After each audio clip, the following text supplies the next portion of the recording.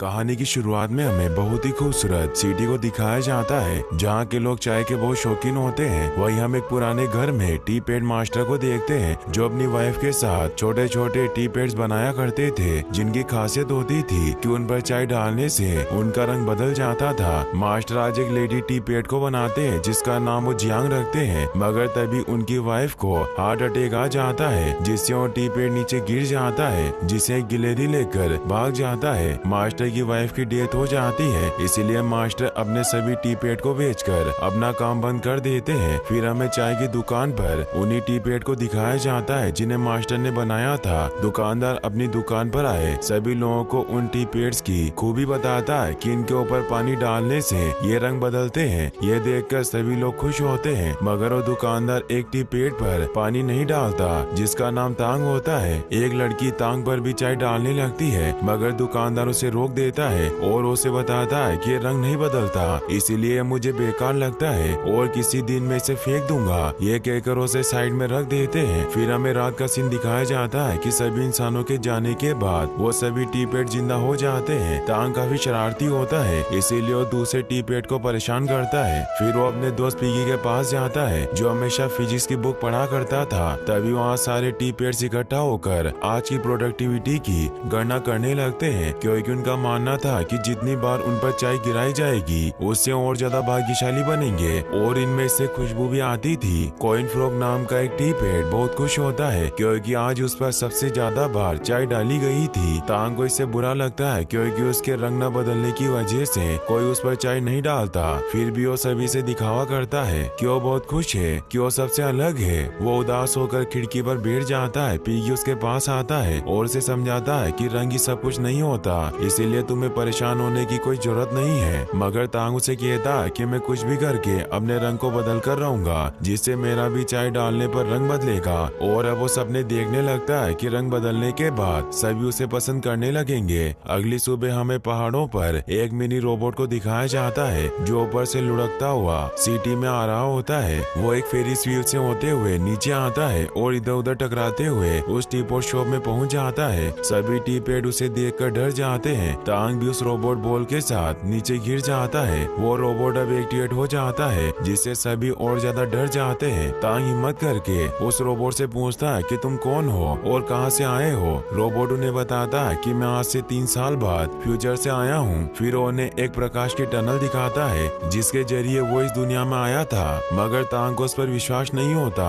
कि वो फ्यूचर से आया है। इसीलिए उस रोबोट को कहता है कि तुम्हें साबित करना होगा, क्योंकि अगर तुम फ्यूचर से आए हो तो तुम पास्ट के बारे में सब कुछ जानते होंगे। रोबोट अपने एडवांस सिस्टम की मदद से देखता है कि वहाँ से एक प्लेन गुजरने वाला है, इसीलिए सभी को कहता है कि यहाँ से एक प्लेन गुजरेगा। थोड़ी देर में जब वहाँ से प्लेन गुजरता है तो सभी को विश्वास हो जाता है कि वो फ्यूचर से आया है। तभी वहाँ टी शॉप का मालिक आने लगता है, इसीलिए वो सभी वापस से अपनी जगह पर जाने लगते हैं। तांग भी उस रोबोट को छिपने को कहता है, जिससे वो बॉल बनकर टेबल के नीचे छिप जाता है और सभी टी पेड फ्रीज हो जाते हैं। एक डिलीवरी बॉय जब वहाँ पार्सल देने आता है तो चाय तांग के ऊपर छिड़क देता है, जिससे तांग को बहुत अच्छा लगता है। तांग उस रोबोट के पास जाता है और उससे पूछता है कि तुम्हारा नाम क्या है। तो रोबोट उसे बताता है कि मेरा कोई नाम नहीं। तो तांग उसका नाम जियोलाई रख देता है। फिर वो उसे साइड में लेकर जाता है और उसकी तारीफ करते हुए कहता है कि तुम बहुत होशियार हो और तुम फ्यूचर से आए हो, इसीलिए तुम्हें पता होगा कि मैं अपने रंग को कैसे बदल सकता हूँ। रोबोट उसे स्कैन करता है, मगर उसे अपने डेटा में कोई रिजल्ट नहीं मिलते, इसीलिए वो तांग को बताता है कि मेरा ज्ञान सीमित है, मगर मैं वापस घर लौटकर खुद को अपग्रेड कर सकता हूँ। तांग को भी यह आइडिया अच्छा लगता है और उसे कहता है कि तुम अपने बारे में कुछ नहीं जानते, इसीलिए हम फ्यूचर में चलेंगे जहाँ से तुम आए थे और इससे तुम्हें खुद के वजूद का पता चलेगा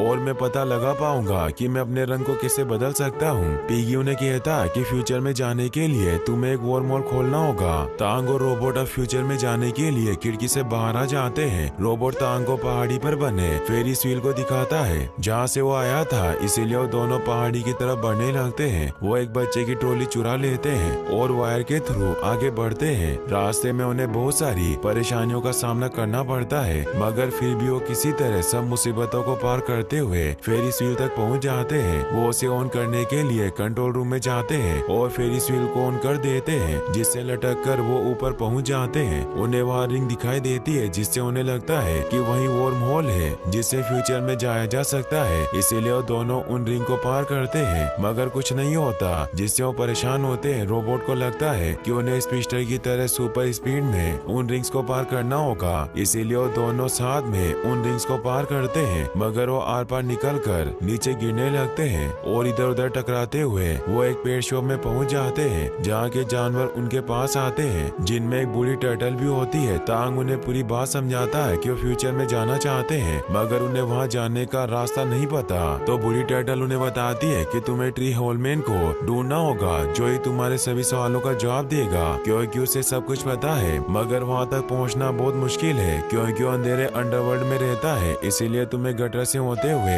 नीचे जाना होगा, जहाँ तुम्हें सबसे गहरे हिस्से में ट्री होलमैन मिल जाएंगे। तांग भी इससे खुश होता है और वो तय कर लेता है कि वो ट्री होलमैन तक पहुँच कर रहेगा। बूढ़ी दादी उन्हें बताती है कि तुम्हें संभल कर रहना होगा, क्योंकि नीचे फ्लैश डाकुओं का इलाका है, जिनका लीडर फ्लैश नाम का एक गिलेरी है, जिसने बहुत से टीपेट को मारा है। तांग इससे डर जाता है, मगर वो हिम्मत करके रॉकेट के अंदर अंडरवर्ल्ड में जाने के लिए निकल जाता है। वो इधर उधर टकराते हुए गटर में गिर जाते हैं। तांग वहाँ देखता है कि रोबोट उसके दिए हुए ऑर्डर को फॉलो कर रहा था, जिसे वो उसे घूमने कहता है, तो घूमने लग जाता है। इससे तांग को बहुत मजा आता है, मगर रोबोट को इससे गुस्सा आता है, इसीलिए उसे कहता है कि ऐसा मत करो। फिर वो आगे बढ़ने लगते हैं। रोबोट काफी दुखी होता है। रास्ते में तांग को एक स्नो क्रिस्टल बॉल मिलती है, जिसमें फेरिस व्हील था। तांग उसे रोबोट को गिफ्ट कर देता है और कहता है कि हम दोनों दोस्त हैं। इससे वो बहुत खुश होता है और वो नाचने लगता है। तभी वहाँ गटर में पानी आने लगता है। ये देखकर वो दोनों ऊपर चढ़ने की कोशिश करते हैं, मगर वो पानी में बहकर बहुत नीचे पहुँच जाते हैं। तांग गिरने लगता है, मगर रोबोट उसे बचा लेता है। वही हम पिगी को देखते हैं, जिसका फिजिक्स में इंटरेस्ट होने की वजह से वो अपनी बुक लेकर तांग की तरफ बढ़ने लगता है, ताकि वो भी फ्यूचर में पहुंच सके। वही तांग और रोबोट को गटर में दो चूहे मिलते हैं, जो उन्हें बताते हैं कि हम यहाँ के निवासी हैं और हम यही खाई में रहते हैं, मगर ये जगह तुम्हारे लिए सुरक्षित नहीं। तांग उन्हें कहता है कि हम ट्री होलमैन को ढूंढ रहे हैं। चूहे उन्हें बताते हैं कि ये जगह बहुत ही खतरनाक है, क्योंकि ये फ्लैश डाकुओं का इलाका है, मगर तुम चिंता मत करो, हम तुम्हें सुरक्षित ट्री होलमैन के पास ले जाएंगे।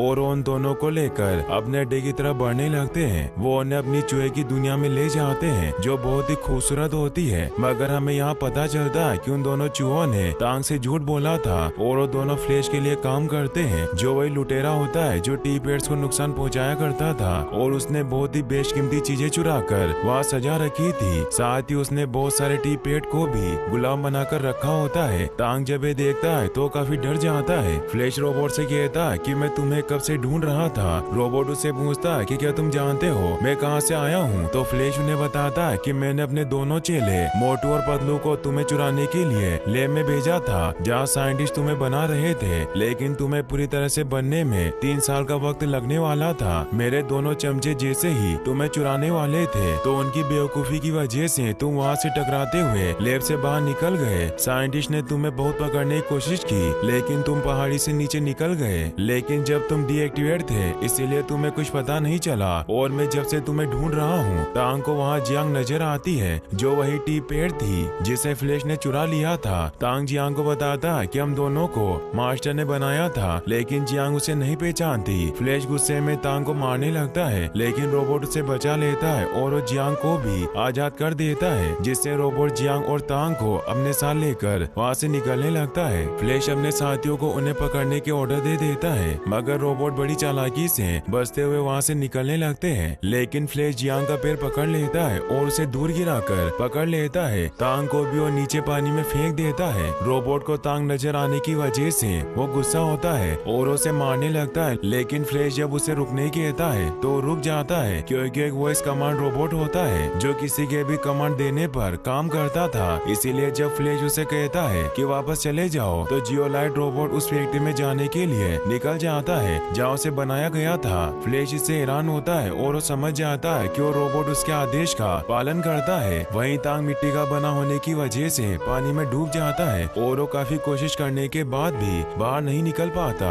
दूसरी तरफ रोबोट भी रोबोटिक रिसर्च सेंटर में पहुंच जाता है, जहाँ एक एआई उसके सामने आ जाता है। रोबोट उसे पूछता है कि क्या फ्यूचर है, तो एआई उसे बताता है कि रोबोट रिसर्च इंस्टीट्यूट है। इससे रोबोट समझ जाता है कि फ्यूचर से नहीं है। एआई उसे बताता है कि तुम्हें साइंटिस्ट ने घरेलू कामों के लिए बनाया था, ताकि तुम लोगों ताकि काम में मदद कर सको, और तुम्हारे अंदर एक वॉइस कमांड चिप फिट की गई थी, इसीलिए तुम सबकी कमांड को फॉलो करते हो। रोबोट एआई से पूछता है कि अगर मैं फ्यूचर से नहीं हूँ तो मेरे सिस्टम में वर्म होल इमेज कैसे है। एआई उसे बताता है कि ये वर्म होल नहीं बल्कि ये तुम्हारे थर्मल इमेजिंग मोशन कैप्चर की वजह से बनी एक इमेज है। इससे रोबोट बहुत दुखी होता है। उसे वहाँ बहुत सारे रोबोट दिखाई देते हैं जो सभी भी उसकी तरह वो इस कमांड पर चलते थे, और वो एआई उन सभी रोबोट को एक्टिवेट करके दिखाता है, लेकिन ये सभी जियोलाइट रोबोट को पसंद नहीं आता, और वो एआई से कहता कि मुझे ऑर्डर फॉलो करना अच्छा नहीं लगता, और वो वापस अपने दोस्त को ढूंढने के लिए वेंट के थ्रू वहाँ से निकल जाता है। वही हमें पिगी को दिखाया जाता है जो भी तांग को ढूंढता हुआ गटर में पहुंच गया था, मगर वहाँ भी उसे मोटू और पतलू चूहे घेर लेते हैं, जिन्हें जब पता चलता है कि वो तांग का दोस्त है तो उसे अपने साथ ले जाते हैं। वहीं तांग पानी से निकलने की कोशिश कर रहा होता है, लेकिन वो बाहर नहीं निकल पाता।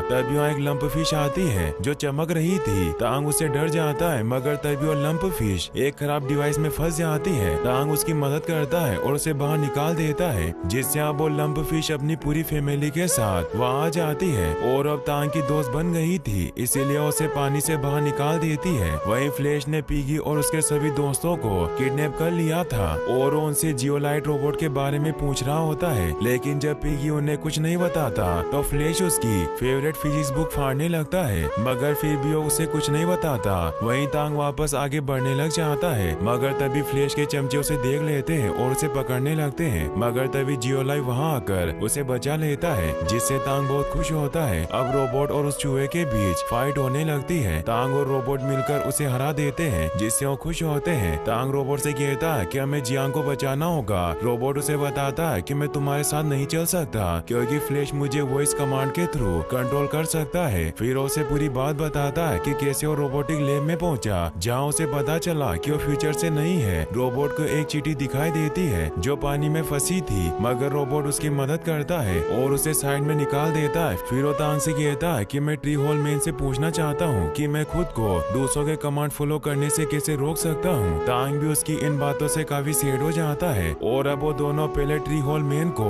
ढूंढने निकलते हैं। वो दोनों अपने सफर के दौरान काफी मस्ती करते हैं और एक दूसरे का साथ देते हुए हर मुसीबत से बाहर निकल जाते हैं। रोबोट को पता चलता है कि वो दादी कछुए के बताए हुए नक्शे के अनुसार ट्री होल मैन तक पहुंचने वाले हैं। तभी उन्हें वहाँ बहुत से टॉय और एनिमल दिखाई देते हैं जो भी ट्री होल मैन से अपने सवाल पूछने के लिए जा रहे होते हैं। तांग और रोबोट भी उनके साथ जाते हैं। वो एक मंच के पास पहुंचते हैं जहाँ काफी भीड़ लगी हुई थी। तभी वहाँ एक लेडी फ्रॉग आकर बताती है कि आज ट्री होल मैन का जन्मदिन है, इसीलिए आपको उनसे मिलने के लिए मेरे मेंढक खिलाड़ियों से जीतकर दूसरी तरफ निकलना होगा, और जो जीतेगा वही उनसे सवाल पूछ सकता है। सभी से डर जाते हैं क्योंकि जो भी अंदर जा रहा था वो बुरी तरीके से मार खाकर बाहर आ रहा था। रोबोट हिम्मत करके अंदर चला जाता है, लेकिन वो फ्रॉग उसे पकड़ लेते हैं। तांग उसकी मदद करने जाता है और उन सभी फ्रॉग से लड़ते हुए अपने दोस्त रोबोट को बचा लेता है, जिससे तांग ये गेम जीत जाता है और उसे ट्री होल मैन से एक सवाल पूछने का अवसर दिया जाता है। मगर हमें यहाँ पता चलता है कि ट्री होल मैन दरअसल एक कंप्यूटर होता है। तांग उस कंप्यूटर से सवाल पूछने लगता है, मगर तभी वहाँ फ्लैश के चमचे आ जाते हैं, जिससे सभी जानवर इधर उधर भागने लगते हैं और ऊपर बना हुआ पुल टूट जाता है। रोबोट भी ये देख लेता है और वो तांग को इस बारे में बताता है, मगर उसे शांत रहने को कहता है, जिससे वो ऑफ हो जाता है और उसके ऊपर बहुत सारी चीजें गिर जाती है। तांग इससे काफी परेशान हो जाता है, मगर तभी वहाँ शेन नाम का एक आदमी आ जाता है जो रोबोटिक लैब में काम किया करता था, और वो जगह उसका स्टोर रूम थी। जियोलाइट सामान में दबने की वजह से काफी डैमेज हो चुका था, मगर शेन उसे ठीक कर देता है, और जब वो कुछ सामान लेने बाहर जाता है तो तांग जियोलाइट के पास पहुंच जाता है, मगर वो एक्टिवेट नहीं होता। इसीलिए उसे लगता है कि अगर वो उसे फेरिस व्हील के पास लेकर जाए तो शायद वो ठीक हो जाएगा। इसीलिए उसे एक ट्रॉली में लेकर वहाँ से निकल जाता है। वो सभी मुश्किलों को पार करता हुआ किसी तरह रोबोट के फेरिस व्हील के पास ले जाता है। अब लाइट की वजह से जियोलाइट का सिस्टम रिबूट हो जाता है और वो वापस से ठीक हो जाता है। इससे तांग बहुत खुश होता है। अब वो दोनों साथ में बातें करने लगते हैं। तांग जियोलाइट को बताता है